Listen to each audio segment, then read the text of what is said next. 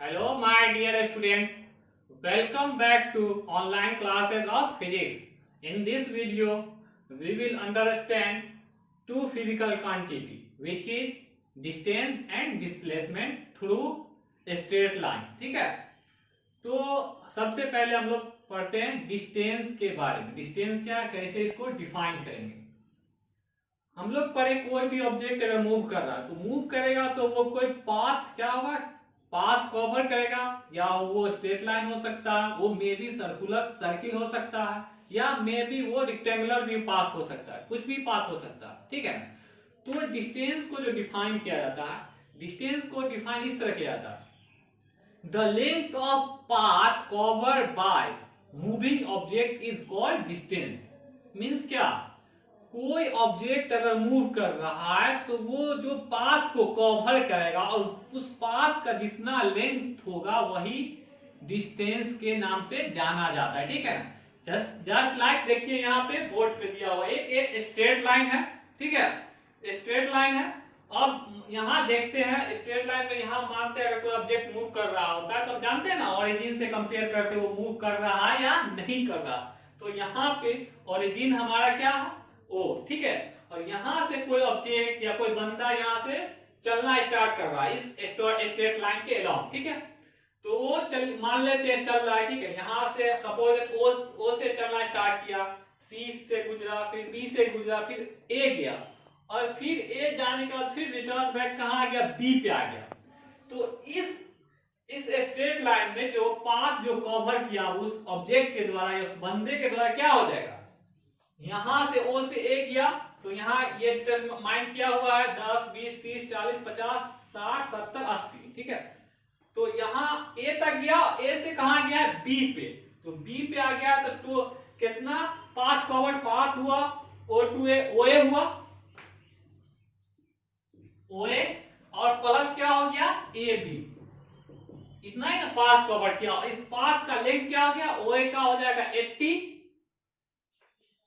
80 metre, plus इसका AB का कितना हो जाएगा 80 माइनस 40 मीटर.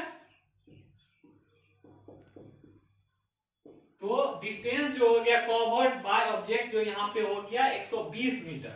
ठीक है. अब हम लोग देखें डिस्टेंस का डेफिनेशन समझ लिए.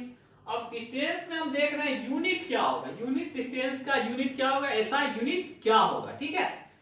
तो हम लोग जानते हैं लेंथ का ऐसा यूनिट क्या होता है, मीटर होता है. हम लोग पढ़े थे जब मेजरमेंट में फंडामेंटल यूनिट में पढ़े थे, लेंथ का जो होता है यूनिट होता है, ऐसा यूनिट क्या होता है, मीटर होता है. इसीलिए डिस्टेंस का भी यूनिट जो होगा क्या होगा, मीटर होगा. ठीक है. तो डिस्टेंस का डिफिनेशन समझ लिया, उसका ऐसा यूनिट क्या होगा, मीटर होगा. अब इस केस में देख रहे हैं डिस्टेंस को फाइंड करने के लिए हमको यहाँ पे किसी डायरेक्शन की जरूरत नहीं हो रही. स्पेसिफाई करने के लिए डिस्टेंस को डायरेक्शन की जरूरत नहीं है. ओनली क्या हो रहा है, ओनली न्यूमेरिकल वैल्यू जो कि उसका मैग्नीट्यूड हो जाता. तो क्वांटिटी हम लोग पहले बताए थे दो तरह के होते हैं, एक वेक्टर क्वांटिटी और एक वेक्टर क्वांटिटी होता है, दूसरा स्केलर क्वांटिटी होता है. वेक्टर क्वांटिटी क्या होता है, स्केलर क्वांटिटी, इसको भी हम लोग बताए थे. वेक्टर क्वांटिटी वैसा क्वांटिटी जिसका क्या होता है, मैग्नीट्यूड के साथ साथ क्या होता है, डायरेक्शन भी होता है. तब वैसे क्वांटिटी को बोलते हैं वेक्टर क्वांटिटी, और स्केलर क्वांटिटी बोलते हैं वैसा क्वांटिटी जिसका ओनली मैग्नीट्यूड कंसीडर किया जाता है स्पेसिफाई करने के लिए. तो वैसे क्वांटिटी को बोलते हैं हम लोग स्केलर क्वांटिटी. तो यहाँ पे डिस्टेंस को बताने के लिए हमको डायरेक्शन की जरूरत नहीं है. यहां से यहां गया, वहां आया, जितना पाथ कवर किया जैसे भी किस तरह भी, तो जितना पाथ कवर किया वही उसका डिस्टेंस होगा. डिस्टेंस जो हो गया स्केलर क्वांटिटी. ठीक है. तो उम्मीद करते हैं डिस्टेंस आप लोग समझ गए होंगे. ठीक है.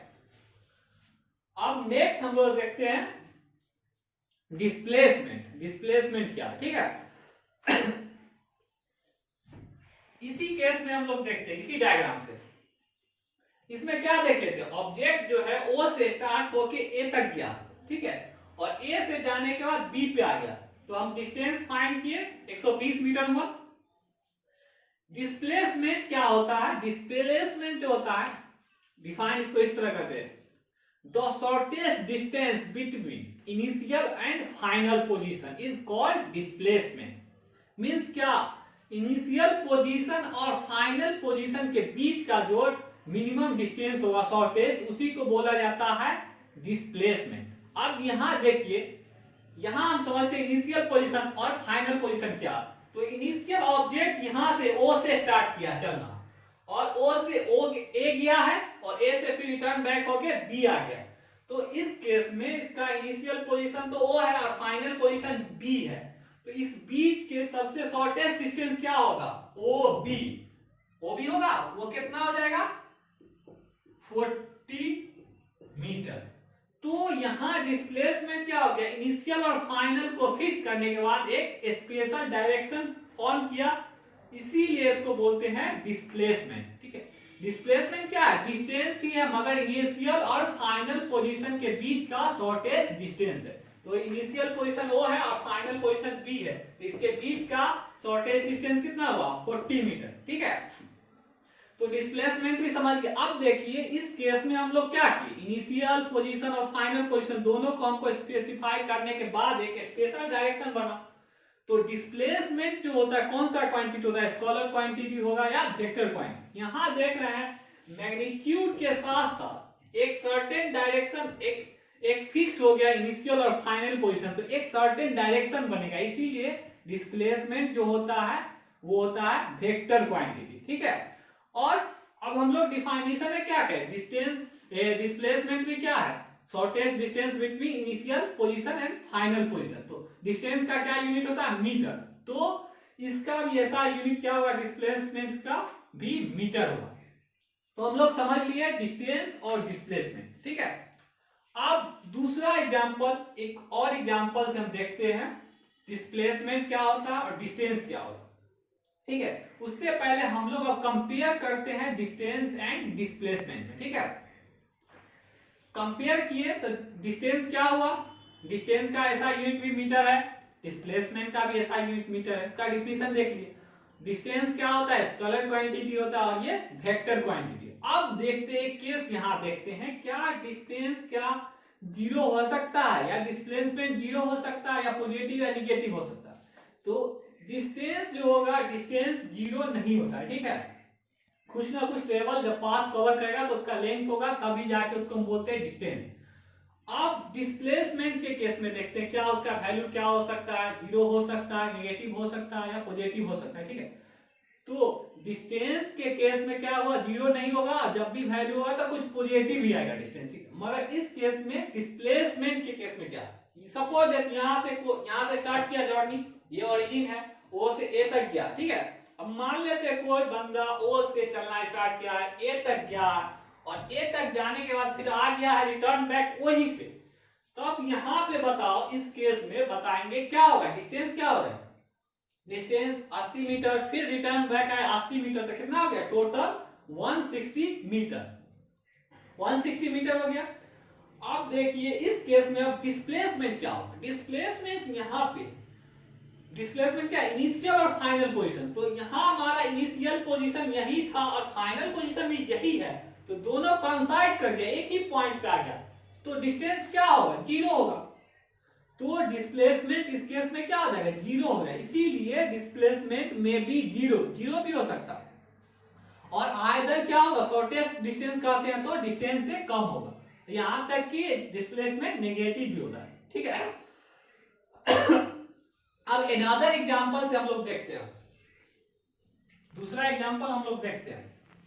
ठीक है, ये तो स्ट्रेट लाइन के लॉन्ग हम पढ़ लिए डिस्टेंस डिस्प्लेसमेंट। अब चलिए, ये मेरा राइट एंगल ट्रायंगल है। ठीक है, दिख रहा है राइट एंगल ट्रायंगल, कोई बंदा ए बी सी, ठीक है, ए से चलना स्टार्ट किया है, सी तक गया है, सी से फिर बी तक गया है। ठीक है, तो यहां पे पाथ जो कवर हुआ ए सी प्लस बी सी, ए सी प्लस बी सी, तो ये क्या देगा, ये दे देगा डिस्टेंस। ठीक है, अब मान लीजिए ये है 10 मीटर, ये 15 मीटर। ठीक है, तो हो जाएगा कितना, 15 10 25 मीटर।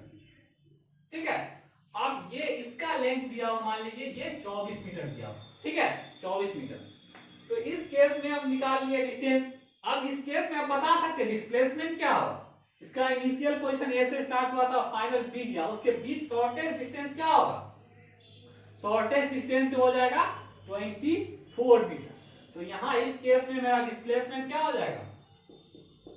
डिस्प्लेसमेंट जो हो जाएगा 24 मीटर। ठीक है, फिर दूसरा एग्जांपल, एक और एग्जांपल देखते हैं। एक और एग्जांपल ये देखिए यहां पे, ये क्या है?